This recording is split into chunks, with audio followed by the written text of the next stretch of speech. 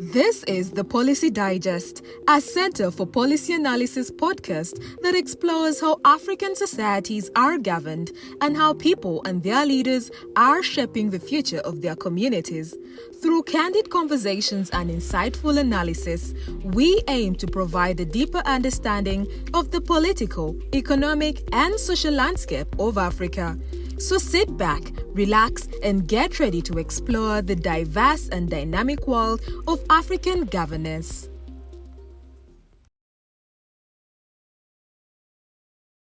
Hello, you're most welcome to the Policy Digest podcast. I hope you've been loving the content that we've been sharing with you, and feel free to make this your go-to podcast when you are just coming from work on that evening, or even in the morning when you're going to work. Just play it in your car or wherever you're at the airport or anywhere. Just play it. We have conversations that normally people don't focus on. They're not the kind of conversations that are, let's say, click-worthy, but they are deep enough for the rational person to follow. Now, we are starting a series of podcasts called the SEPA Connect Extra series, and I wanted to start by giving a bit of context about that. So, SEPA, or the Center for Policy Analysis, is a public policy think tank, and in so doing, we cultivate thought through creating spaces where people can have conversations that are deep enough to know what are the deep-rooted causes of some of the problems we face in the day. And last month we had a conversation on domestic violence, and we wanted to have a SEPA Connect Extra to give a bit more context about what happens there. In case you want to join SEPA Connect, this month we have one. Just check the right-hand corner of this screen. We're going to have a QR code there where you can just scan and join the group, and we'll be able to start. So like I said, this conversation is going to be on domestic violence, and we're going to be discussing an article that was written by the guest we have here. I'm about to introduce her, which is Kill or Be Killed, the grim reality of gender-based violence in Uganda. But before we start, our guest is none other than Alinda Rachel. Sweetie? Yes. I pronounce it right. Yeah, that's correct. Oh, yes. Rachel is a lawyer and human rights defender based in Kampala, and she's written quite a lot on issues around human rights. And we'll be having a deep conversation on the thoughts that she did construct in this article, but also on some other issues that she is going to talk about. So maybe let's start. Why do women keep in relationships that take their life in Uganda? That's a funny way of starting. Why do women? Yeah. Well, for starters, there are a lot of underlying factors that keep us. The first thing is what takes you into a relationship. Of course, number one being love. You love this person. But, we also find partners for certain reasons. Financial, dependency. I'm sure you've heard of girls like, oh my God, I like him, but you see he pays for this and that, and I think I'm going to stay around because he does this and that. We have all been victims of that, the whole money aspect. Yes, and then there's this whole thing of hoping that the person will change because you loved this person from the beginning and you have this hope in this person. There's a version you have of this person that you hope remains, the idea. But then the reality is different. So even when they do these things that you do not align with, you stay there hoping that maybe one day he will change. And then I also want to say it has a lot to do with self-esteem also. I always tell my friends, you need to know yourself before you know your partner. Before getting into a relationship, have a full understanding of who you are alone without your partner. Whereby if a person comes along and they love you and maybe you guys want to get together and be a couple, you know who you are with and without them. I don't know if that makes sense. It makes sense to the extent that perhaps I want to follow up. So your argument is that people that remain in these abusive relationships that almost take their life or even take it. They remain there because they don't see themselves having a life without that kind of relationship. Yes, completely. I've seen friends, I don't know if you've had these scenarios whereby when your friend gets into a relationship, they disappear completely. Like they camouflage and they get lost into this person and they almost become that person. Yeah, they get lost. They no longer... No, forget the whole, I'm not going out with you because I have to be. No, there's this whole element of someone decides to just be, and it's a type of submission that becomes like a following. Like, I'm only going to do what my partner wants me to do. I'm not going to do this because this is what I love to do. Like, they dim their shine to let their partner shine. I get you. Like, they leave their choice to this person entirely. Yeah. You think that kind of submission has contributed to the narrative of them even accepting violence? 100%. Walk me through the logic. First of all, love is a very funny thing. It is a very funny thing. And I'm going to talk on the perspective of what the first thing that happens, the element of dependency. You need this person. You want this person. You cannot go anywhere. This person has given you a home, or they've given you money, or they've given you a standing. So you find yourself submitting because of all these reasons, because you feel like without this, you're left with nothing. And you cannot stand living a life when you have nothing. You get what I mean? So when this person ends up turning into this monster that you never saw coming, you find yourself creating excuses on their behalf. Like, maybe I was too harsh. And you see, at least he pays the fees. He does this and that for the children. An abuser, actually, I don't know if you know this, Joseph, abusers have a toolbox, a toolbar. So there's always something that many women need to look out for about abusers. Do you know that most abusers stem from... if you ever speak to someone who has survived, I've spoken to friends who have survived.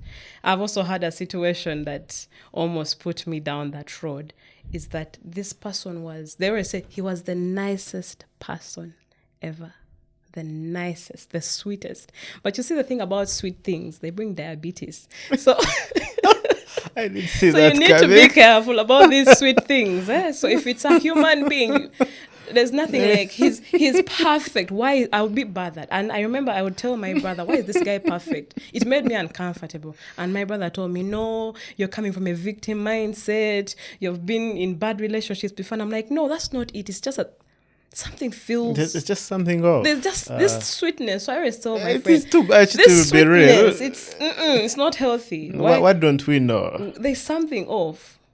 And you need to focus on that. I always... When it comes to sweet people... And also, just even normal people, I'm not talking about partners. Just a very abnormally nice... A people pleaser, actually. I know there's something wrong. Like, something wrong somewhere. And it takes time.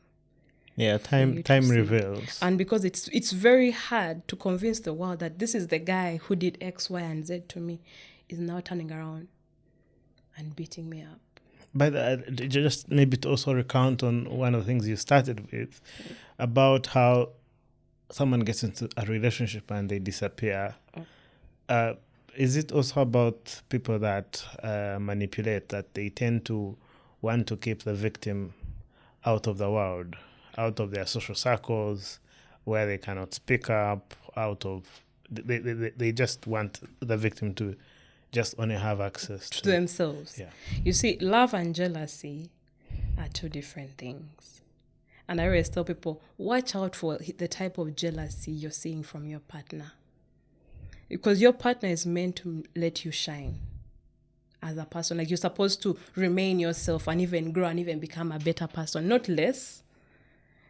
So when you find someone who is pushing you to stay away from your friends, why? Because, they are male friends. I don't want to. Okay, yes. But everything I do is to take it with a pinch of salt. Okay, yes, he's saying I should stay away from my friends. Why? Is it because he's jealous, or it's because there's that particular friend who does something he does not like? Because that's also possible. Because, you can't just say, my bestie. No. Sometimes there are things you have to look at. So I like to say you have to use a lot of sense. But I always tell people, most of the people who suffer from gender-based violence, I think that's what we were talking about. Oh, yes, sure. This is violence that is rendered on a particular person, a gender. But in this case, I want to assume we're mostly talking about women. Oh, yes. Because it's mostly women. If you also go to police stations, it's 90% women are the ones who have reported these instances. When you see such situations, you know that it's very important that you take notice. And it only happens to people who are young, by the way. I've noticed that people who have been in relationships starting from the age of 21 going up to 30. Because that's the time whereby you need to know, to discover most of yourself, who you are, what you like, what you don't like. I personally, I would say when I was 25, I was dumb. I made some wrong decisions, but now I'm older, I can make sound decisions. I'm not saying the decision I make is perfect, but I'm saying at least I may have an idea of what I'm getting myself into and how I can work with it. Just to maybe still follow up on that, you've done quite a lot of work with supporting people that have been victims of domestic violence. And is there a pattern that can be constructed between constructing a relationship around the need to get material benefits from someone else and violence, or it's not an overriding conclusion we can have? How do you mean? I mean, people enter relationships for the purpose of, say, having that kind of mutual benefit, to have access to resources that the other person has. Do you think that such relationships normally construct a power balance that makes women vulnerable, and that we need to do something about the reason as to why people enter relationships? No, I don't think so. At the end of the day, I think it all goes back to the person, the man. Who are you? You're a beater.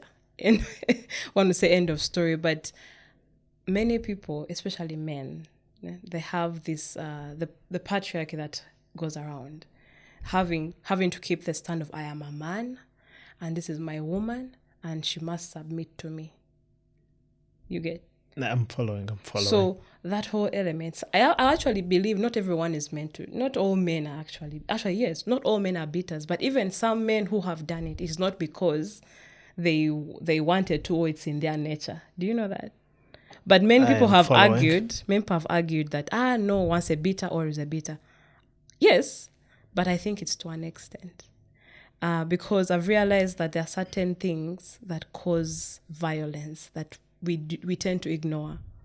Mental illness is something people ignore, actually. Anger is not a character. It can also be an illness. Someone that needs to be addressed. Anger. I was talking to you guys the other day about my friend who committed an act that he himself never in his entire life thought he would ever do. He lost his cool, I think, in the heat of the emotions. He found out his partner, who he had been paying fees for, her whole secondary, her whole campus, and even after campus started a business for her, something like that. And then he finds out she was having an affair with the neighbor, the Hajj, and the Hajj already had 3 wives. And they were doing it in an outside bathroom. Like, it was sad. And he finds out in office, because he was an IT guy, and he was able to track, because, the suspicions started happening, and then he found out. And when we talked to him, because the first thing was, how dare you? Like, I'm not going to associate with you. You're the worst person. He openly told me, like, Rachel, I can assure you with all my life, I do not know what happened to me. In that moment, I gained consciousness after blood spilled in my eye. I was like, what do you mean you gained consciousness? Meaning he lost it, and whatever was an unconscious decision. Yes, it's an unconscious decision. He did not know what was happening. It's upon realizing, he actually said he sat down and even called the police on himself. Now you can imagine. Now that's different. Yeah, that's a bit different. It's a bit different. But then, remember, most of the times, some of these violences, they are subtle. That's why it's always good to know. It's always good to differentiate There is this whole thing of he beat me out of like something bad happened and he lost it and this happened. I feel like I would discern from the one who says he has been torturing me every day. He has been doing this thing. You get what I mean? Because there's a big difference. I wouldn't easily pin that person as an abuser completely. So sometimes I want to say some of these things, they can happen unconsciously. Someone can lose their mind. Yes, that's why it's important to know that gender-based violence, they come in steps. That's why killing is like the end result. It's what happened. It's like the final stage of what has already been going on. Maybe just to make sure we close that conversation. So how does someone tell those subtle signs? I think the last conversation we had, still in the SEPA Connect, there was a conversation on how do you tell that someone is evolving to become a beast. They were good, fine, lovely stuff, heaven and the moon, you were in the sky, you love each other. But how do you tell that this thing is degenerating to the doom? No, I think you start from the beginning. Too much sweetness is not good. Please. That's the start. And you find yourself you need to recognize it. Please, that too much sweetness. You should have a man who has a stand. Do you know what that means? I don't believe in a man who, when you meet him and he just starts to do everything for you, like he should be able to say, no. That you want I'm to do not money going for to hair? do. No, I cannot give you money for hair this week, but I will do this and this. Like a man who has a stand, but everything no. Not he should be a man who has a stand. So the first that there's going to be a trade-off, yes, at some point. Yes, so the sweetness is number one. That's not good. Number two, jealousy. To what extent is his jealousy? Is it stopping you from being with your friends? Is it stopping you? Is it preventing you from being with your family? Is it preventing you from hanging out with your friends or even doing like your work? You have a business idea and it's like, no, I'll provide for you. No.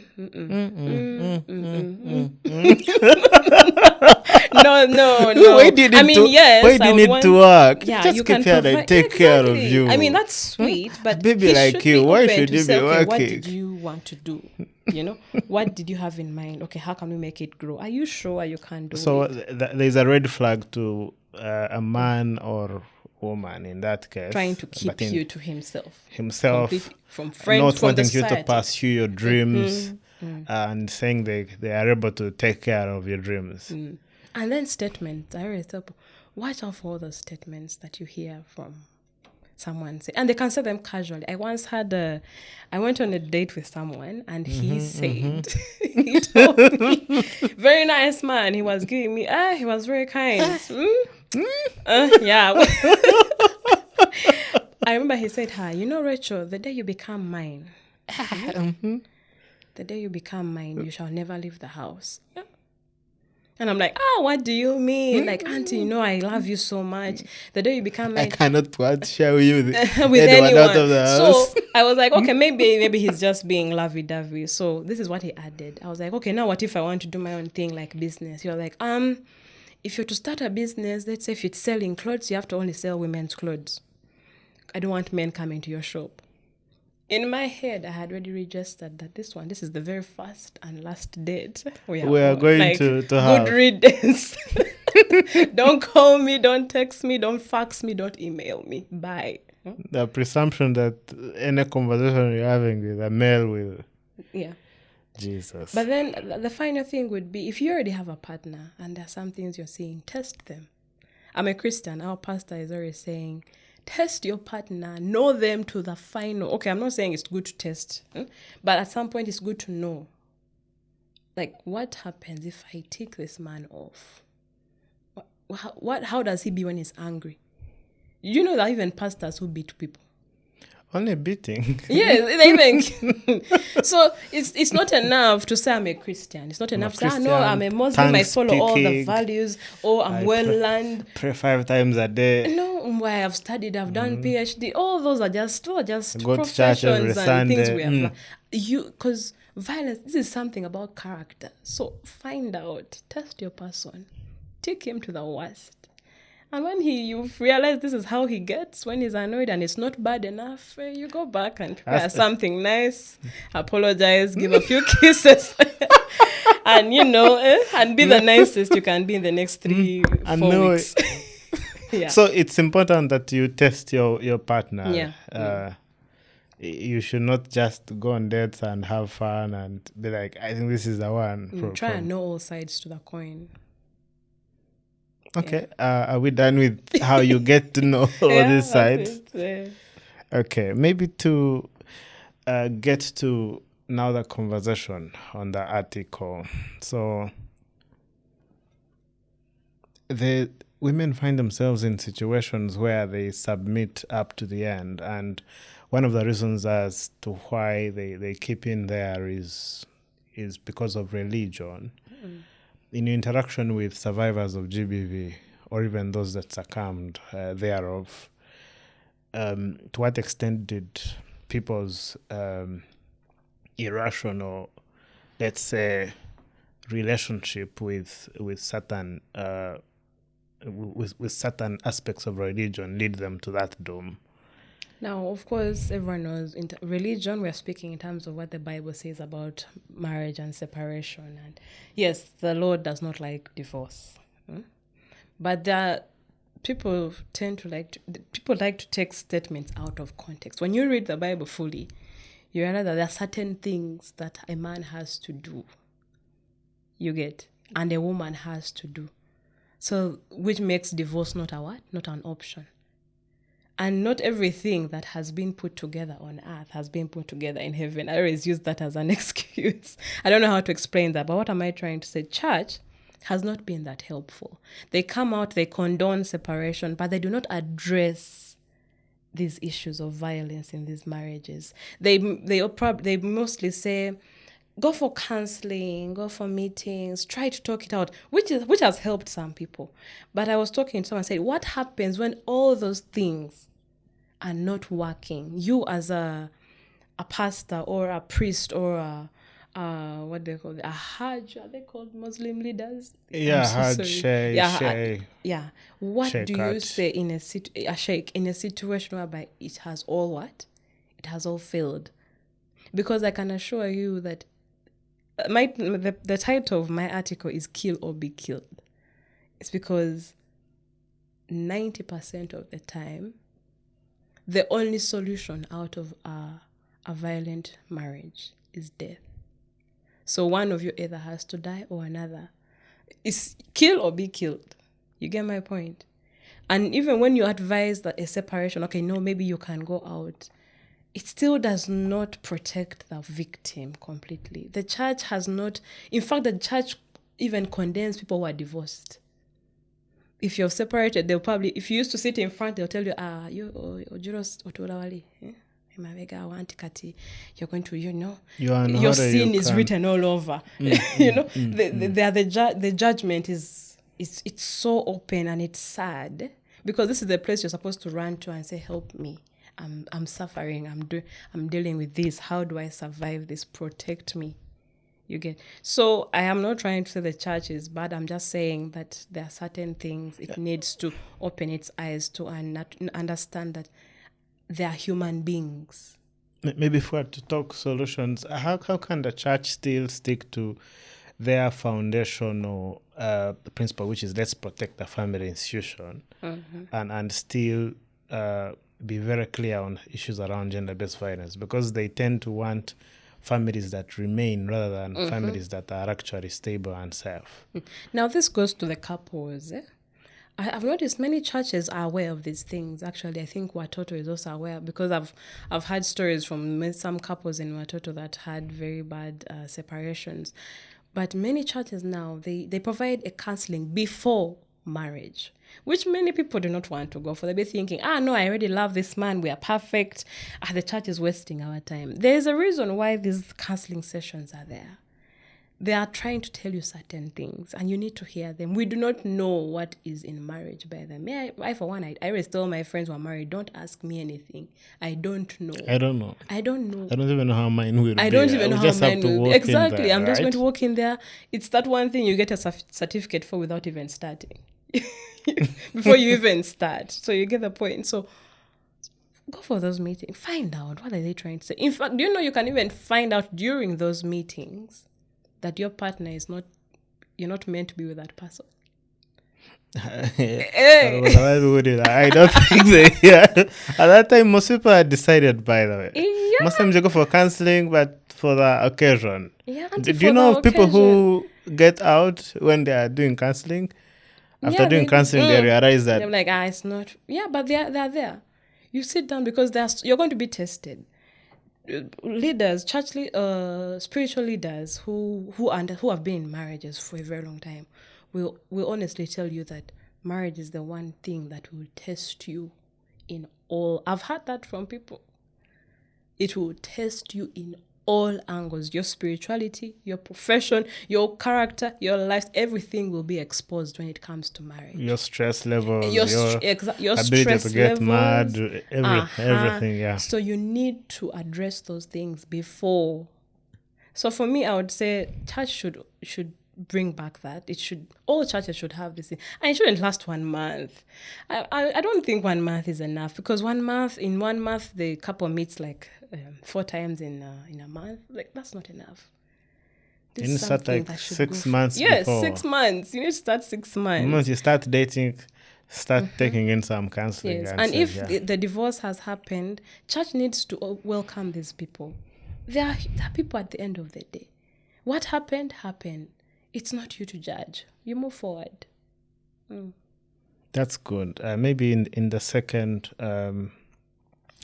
segment, we're going to look at the scenarios of kill or be killed, but those are literal in nature, and you've done some work with those that have actually been killed, but also with the conversations we had on trying to paint the actual picture on how people stay in there up to when it's gone. So we're going to get into that into the second segment. Sorry. You are listening to the Policy Digest, a Center for Policy Analysis podcast that explores how African societies are governed and how people and their leaders are shaping the future of their communities. So, over the last 3 years, I have had conversations with so many people on issues around why they believe what they believe. For example, why they go to a specific church or religious congregation, or why they are in a specific relationship. And more often than not, the conversations are rarely rational. They are emotional. So they speak to this kind of experience they get, this kind of thing that gives them this kind of dopamine rush, or this thing that feeds into their dopamine and makes them happy. And it seems as though, even in the context of relationship, normally when someone is, when you're in not that relationships should not be good, but the goodness of the relationship sometimes produces quite a lot of moments that are good, and people want to replicate those. And they're going to be patient even through the hard times, well knowing that perhaps later on you're going to be in a situation where you can reproduce that kind of moment. And this now brings me to part of the things, I think it was a paragraph within your article where you say that one of the most tragic cases was the death of Rebecca Cheptegei, the Uganda Olympic marathon runner, who was a victim of arson by their partner, who also died in the same in the very same spirit. Do you know of any stories of women who they fail to get out of situations where they fail to make the choice to get out, and as a result they succumb to the violence in that kind of relationship? Yeah, I do, but I'm not going to speak for the dead. In fact, may their souls rest in eternal peace. But I'll speak for those who took matters into their own hands. They're alive. They're actually in jail. Some of them are in jail. They're serving their time. And maybe this part would be, if your relationship is more of a memory, then that's not good. Yet you're living in reality. Why is your relationship a memory? Like, I'm with him, but those days, no. How about now? So if I'm speaking in terms of those people, I would say, and this is not from a legal perspective, this is now from a personal perspective.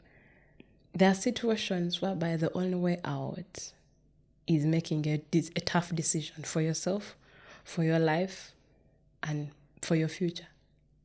So for the unlucky people who tried and they ended up being killed by their partners, there's also an option, not an option, but there are situations where you can fight for yourself.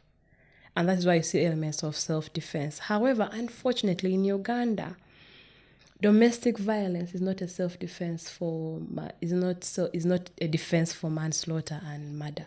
And yet 60%, is it 60? Yes, I think 60% of the women who are in prison for homicides, of those intimate relationship homicides, yes? Most of them, actually, I could say all, it all stemmed from domestic violence. This man used to do this and that. He would get drunk every day, beat the child, beat the children, beat the wife.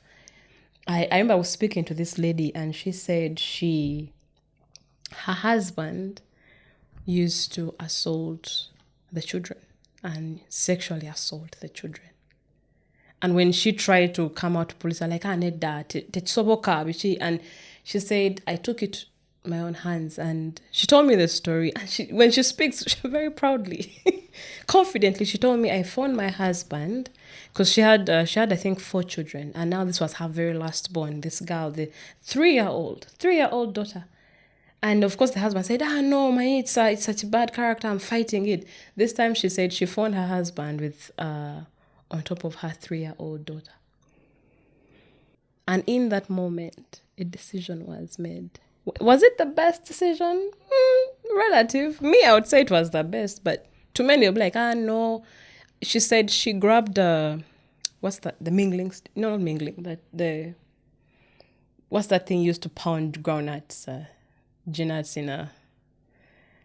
I don't know what to call it. I also don't know. Yes, but it's a very heavy wood, and she hit it on the man's head. She hit the head, and he died in, I think, in a few minutes. He was dead. She's in prison. Yeah, she's serving time, 10 years. When she tried to explain, you see, the worst thing is domestic violence cannot always be explained. The court will instead ask you, where are the bruises? We need to first see. Why didn't you report our case? And sometimes these things are not necessarily physical bruises. Violence is not always physical. It can be mental. It can be psychological. It can be in many different ways. Now, when she tried to explain that he was trying to assault the child, he hadn't actually done it yet. So when they did the examination on the child, they didn't see anything. There was no penetration. But he found the man. You get the point? Yeah, going to spreading this. I don't want to say it, but you see that kind of situation. And they ruled that there was no clear evidence of domestic violence or even assault to that child. And she's now in prison. And I asked her a very interesting question. I was like, so what do you think what you did was wrong? You know what she said? I would do it again 1,000 times. So the courts of laws ask for evidence that you are undergoing some form and I think of that's an violence. Issue that needs to be handled. So let's say someone is coming to rape you, right? Mm-hmm. Together?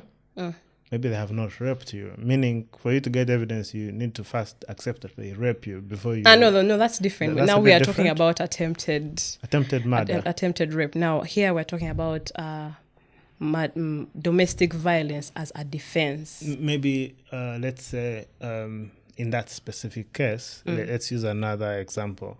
So let's say you're in the house, kitchen or anywhere, and someone has approached you and they're about to take your life. You need to first allow them to inflict you with some evidence that you defended yourself by, say, going back with as much violence as they were going to have on you. Is that the burden of proof in the courts of laws? No, I wouldn't want you to take me out of context when it comes to law. I don't want to be crucified on the cross for that.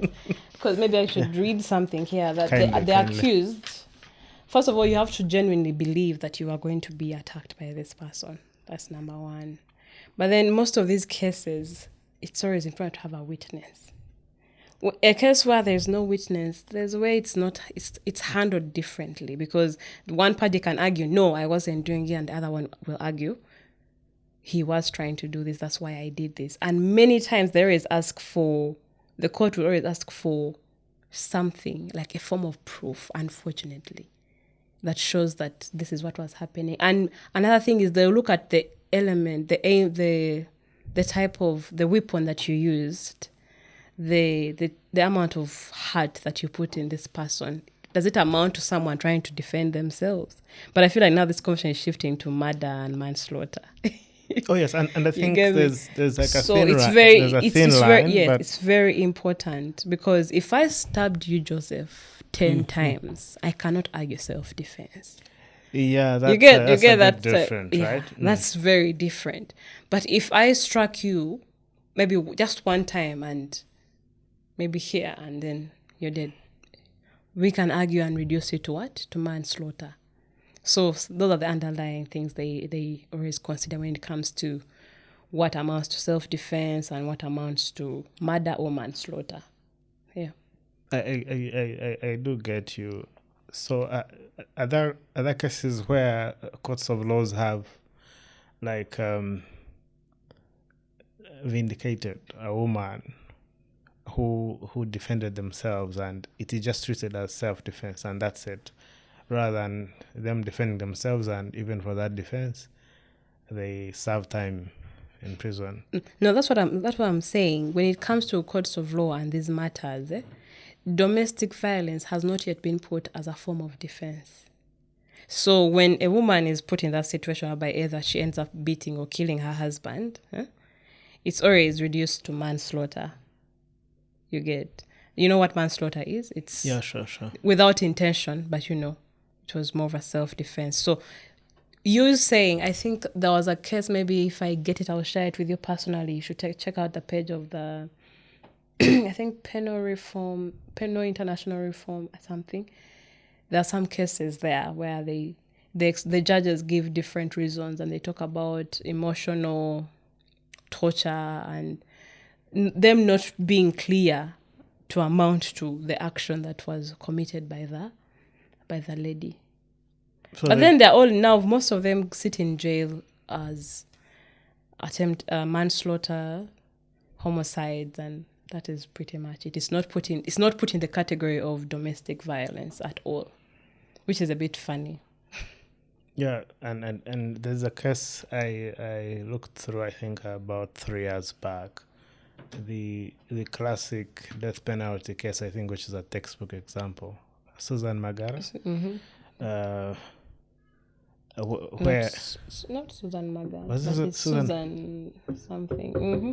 Yeah, on how she engaged in the action of I don't know whether it was defending herself or whether it was a result of them having suffered a lot of pain, that's the only way they would kind of express that kind of pain to the person that was perpetuating that kind of pain. I don't know how do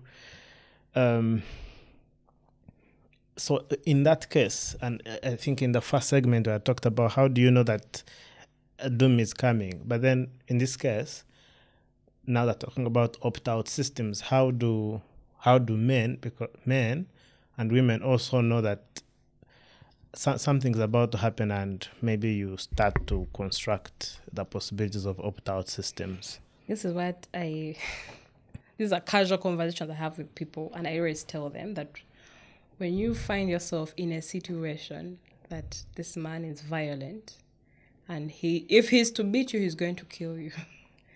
I always tell people, let him beat you a bit. Allow him to beat you enough for you to finish him. Now I know this sounds wrong, but I want to believe that a survivor understands what I'm trying to say, because this is something I did not know by myself, that I had to learn through conversation with these survivors. They said, you know what, Rachel, I knew that the courts would not understand me. They would not even believe me. No one would believe me. So what did I do? I made a decision. So I tell people, if there is a decision you know in your heart that you can make and that can save you and protect you, make it. Some survivors run, they leave the country. And I always say, if you're going to run, don't just go to, like you're staying in Masindi, and you're running away from someone in Masindi, and now you're shifting to Kampala. They'll still find you. Because sadly, most of the survivors, those who choose to leave, are always killed. That is why the perpetuator follows them up. They always follow you up. So sometimes if you staying in your marriage, you may actually live longer, but you'll die of other things, emotional pains. You were telling me a story of a friend who died, a mother who died because of, and there are women suffering from uncalled for diseases that have come from their partner. So you one way or another, you have to die. So you have to choose which type of this style of death. You either stay there and suffer and die every day, or you can live and try and survive. For another day. Yes. Though the risk of living comes with the risk of being killed. It's I don't know what kind of monsters people become. Yeah. We separate and then you still pursue me and kill me. Yeah, 100%. Even though we're separated. Love is very passionate. I was trying to understand this Shepte case. May her soul rest in peace. And everyone was saying, but how can he throw... people don't like to fully try to understand what the situation is. And I'm not trying to create a solution, but I try to look at this situation of a gentleman throwing petrol at his woman, and if he himself also getting injuries. These are crimes of passion. Passion that's why I say love is a very big thing, Joseph. Crimes of passion are intense. In that moment, you don't even know. You care less for your own existence.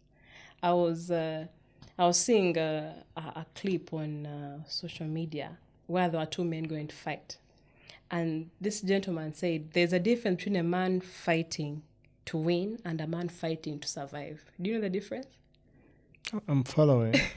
A man fighting to survive is ready to die or to kill. Are you getting the point? The adrenaline is different. Like, either I die to survive or I kill this person. But then the fighter to win, in fact, I always tell people, if you ever meet someone you're fighting and they have that adrenaline of I'm going to survive, they are capable of killing you, who even is stronger than them. Because in that moment, in a different... you'll find a small person says, I just decided to bite this man here and I never let go. Are you getting me? That is, a fight to survive is different from a fight to win. You get? So, that's why I tell, women, if you're going to fight to survive, be ready for both sides. Be like, whatever I'm doing, I'm fighting for my children. I'm fighting for this and that, and I'm going to do everything in my power to make sure I get out of this. Yeah, sure. And it can be quite messy. It can be messy. The dichotomy of the options in just that comparison is sad. And you are still telling us about Rebecca Cheptegei. Yeah.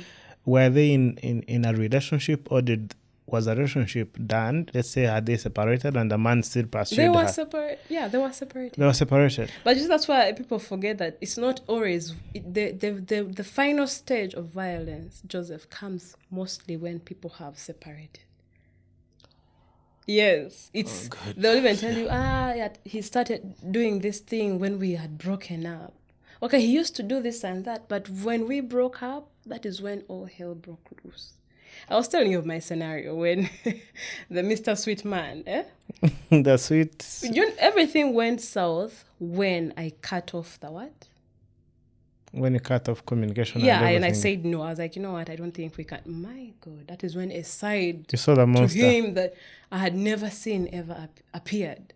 After. So it was not during. You get? The relationship was sweet. So, yeah.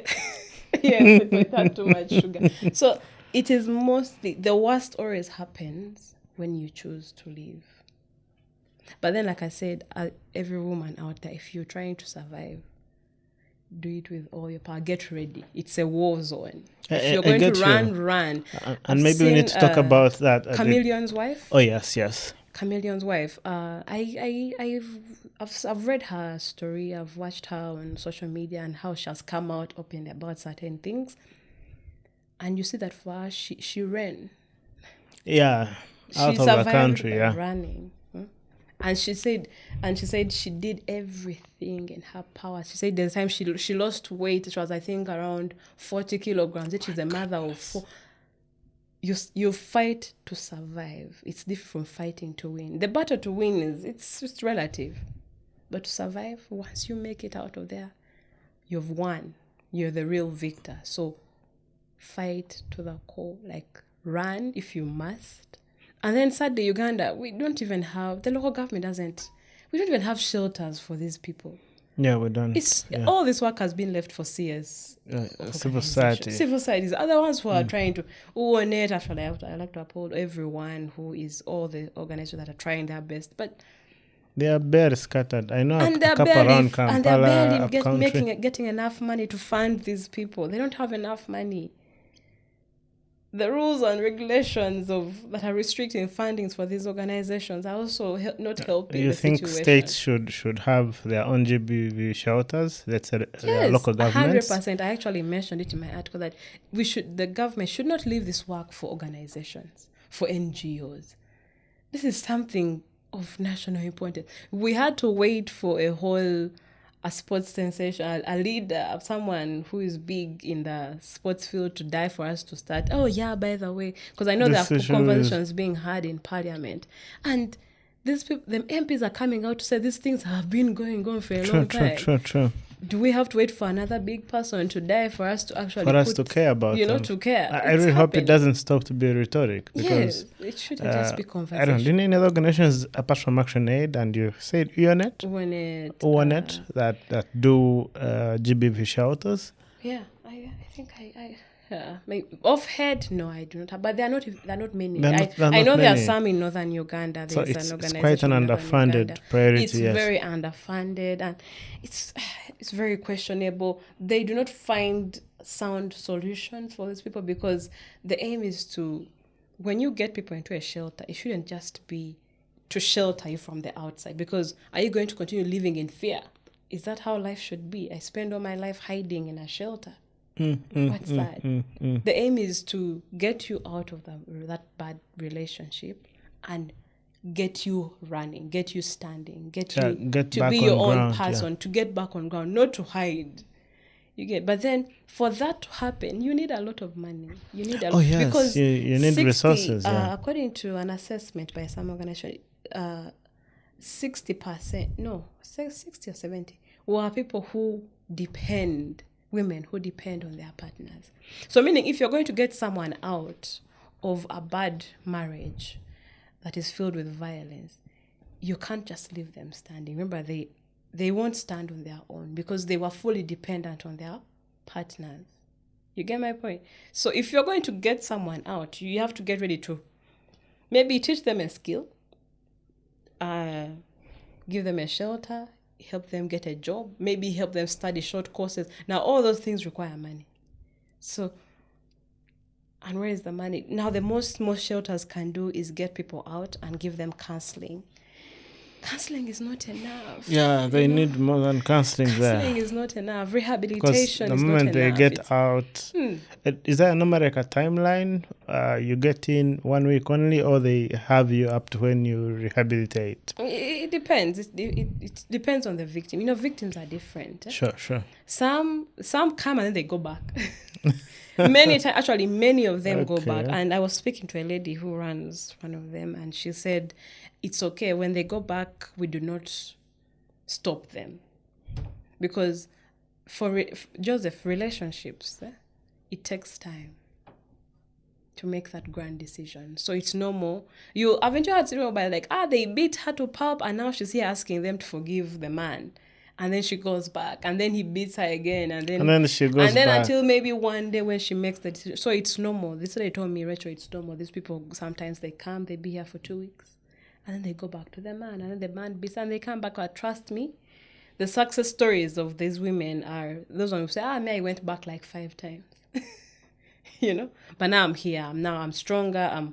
I've made the decision. I've made it. I'm now. This is it. So it's normal to go back. But the thing is, counseling and rehabilitation is not enough. There has to be something. And then again, we can't limit it to the economic aspect, because there are even powerful women who have money who are suffering from the same thing. The member of parliament who made it very clear. So there should be a sanction for this, and not just holding the person accountable, which Uganda does not do actually. We just hold the person accountable, like, hey, what you did was wrong, don't do it again. There should be a sanction for violence, for gender-based violence in a marriage. The person should go to jail. I don't know. Go take him to jail. He should be detained. Why are you beating a human being who you did not even... You're not their father. And even now, battering of children is no longer quite a practice in civilized society. Yeah. But this person is an adult. They are old.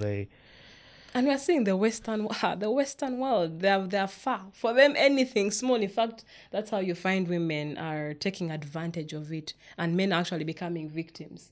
You've seen those things happen. Woman pretends that, he beat me. Just the element of he beat me. Please, the government comes and takes everything from him. Yeah, they are quite... For them now, that's why manipulating the system to their advantage for other purposes. I watched a documentary of the Johnny Depp scenario. Yeah, it was crazy. Yeah, it was quite crazy. But again, I think in our society here, this system has perpetuated violence because the deterrence is not strong enough. In Uganda, it sucks that we have to wait for the worst to happen. For us to take action. But how many people have to die for you to say, okay, now we are going to start? No. You've seen this lady. She has come to you with a swollen eye. She has come to you with a broken arm. I was watching this. I think if you watch the news, this man cut off the woman's hand in front of the kids. Did you guys see that? Cut off the arm of the woman, and the woman was in hospital. But anyway, in the end, the man killed himself. Crimes of passion. So yeah, there is that. But then we don't have to wait for the worst. And children see this, and children grow up. What is that child going to become?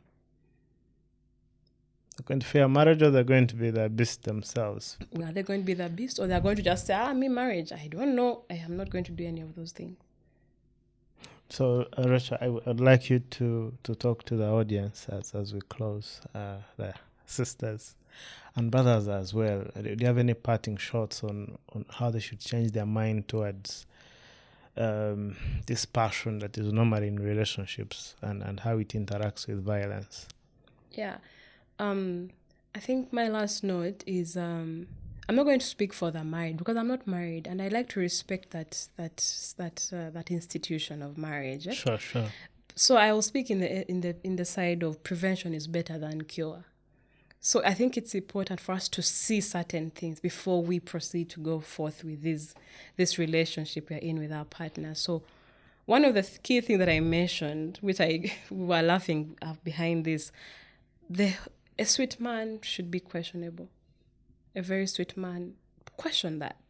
I get that you don't meet all those men around every day, but it's very questionable. Take it with a pinch of salt. Number 2, test your partner. I know it sounds wrong. It's not good to test your partner. And I don't mean those funny things of, does she love money or not? Because I know guys like to do that. I'll go there when I'm broke and I see if she'll... No, I mean, test your partner on things to do with character. How does he handle this situation? Watch him how he watches football. But that alone is enough. Because why are you breaking the TV? Why are you breaking the TV just because Arsenal did something fun? And recently, I know Manchester has been going through a funny phrase. Sorry to the Manchester fans, but why? Watch how he gets when he's angry. Yeah? Watch how he gets when he's happy. Yeah? Watch how he gets when he's around his friends. Watch how he treats you when he's around his friends. Do you know also being disrespected around your partner's friends is a very bad sign? Because your man is meant to protect you in front of his friends, in front of his family. Otherwise, because like I said, violence is not necessarily physical. So how he's treating you around his family will tell you what you're going to deal with. No. Are they going to disrespect you and step on your head, his relatives? You see that? And all those things affect you in a way. So watch how he handles all his emotions. You should put them to a test. Like, try to understand what he or she does. And the last one, please, have a man who submits to someone.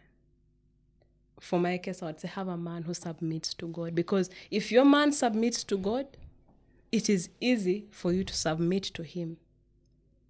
But if he sees himself as a god, have you met such people? They are called the narcissistic kind. Yeah, not accountable to anyone. They don't submit to anything. No, that's not good. So submit to God. If you're a Muslim, let him. How does he submit to Allah? Is it Zendim Salam or Sidia pork and that's it? And then he continues to drink beer and, like, test what is his level of submission to his faith. Is he the person who got down on his knees and said, God, help me? That's a good sign. Or does he take matters in his own Or hands? does he take all matters? No. So have a man who has faith. A man of faith is also a good person because God also. It means they listen. It means if you bring an outside person to talk to them, they're able to say, okay, what is my elder telling me? Someone who submits either to their father, to an elder, spiritual father. You get what I'm trying to say? That will work. Yeah, thank you so much.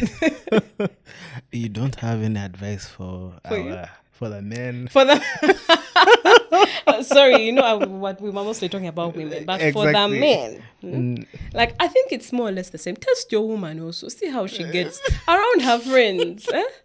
How do you test, for example, those passions like for football? For us, for women, yeah. How do you? Women, we are mostly driven by emotions. I don't think. Okay, how do I say it? But I think I have also been tested before. Like, like how. Let's say, for example, I do love to get like if I ask for something, I want it to be given to me one way or another. So yeah, so you test your partner. If she's the kind who is always receiving from you, first withhold and find out. How does she act? Is she going to move on? There are women who just say, Nedda, he didn't give me money for hair. I think now we are done.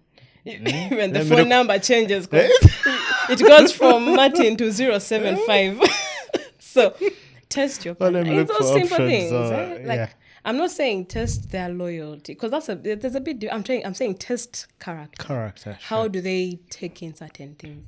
How do they relate with their friends? Because there's a lot about girls. We tend to also have bad friends around us. If all her friends are all about party and rich guy who will give me money for X, Y, and Z. Yeah, like what makes you think she's an exception? I'm just saying. So test your partner, even in front of her. How does she when her mother calls, does she listen to her mother? Or she's like, us against the world, everyone is against me. Why is everyone against you? Then you must be the problem. What do you mean no one gets you, understands you? You get my point? So that's also something. And then at the end of like I said, faith. Let her see if does she submit to God. It's also very important. That's like the most important thing. For myself, I'll say my submission to God has helped me grow character-wise, learn and unlearn and be like, okay, there I was wrong. Whereby you blow your partner, then you sit back and you're like, but you know what, Rachel, what you did was wrong. Most girls don't even know how to say sorry. And then you call your partner and say, you know what, baby, I'm sorry. Yeah, because very rare, but because God you've gotten the convicted conviction. Because God has told you, Rachel, what you did, it was wrong. You're not respecting your partner, or you disrespected his ground as a man. Putting down a man's ego. That is, I'm not saying stroke it, but just respect a man in his caliber.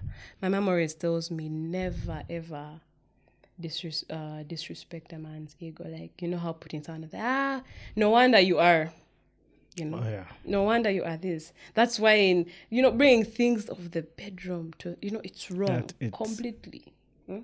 So also watch out for those, because those statements, they sink deep in a man's what? So like, Yeah. So men, also listen to what your woman says when she's annoyed. If she says some things that you don't want to hear, and they can affect your whole week. Oh yeah. You know that you're in trouble. Thank you so You're in much, trouble.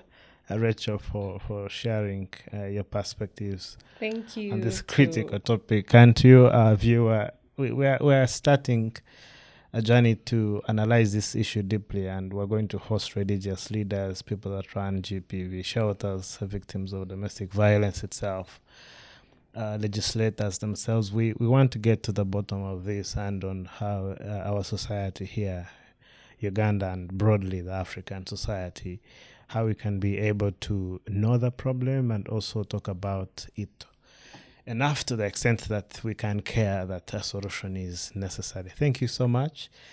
Look out for our podcasts on all your podcasting platforms. Check Podbean, check YouTube, check Samsung, check Boomplay. We're everywhere. Just type Policy Digest by the Center for Policy Analysis and you'll be good to go. Till next time, thank you so much for listening. Thank you for listening to the Policy Digest, a Center for Policy Analysis podcast that explores how African societies are governed and how people and their leaders are shaping the future of their communities. For more podcasts, check out our Podbean and YouTube platforms. Thank you.